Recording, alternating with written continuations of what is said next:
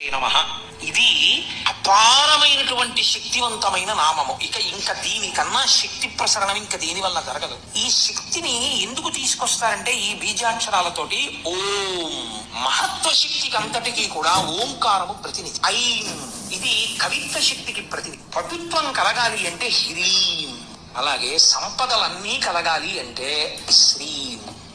ఇవన్నీ ఆదిశక్తి వలన వస్తాయి. అందుకని ఆ పరదేవతని పిలిచేటప్పుడు ఓం ఐం హ్రీం శ్రీం శ్రీమాత్రే, ఓం ఐం హ్రీం శ్రీం శ్రీమాత్రే నమః.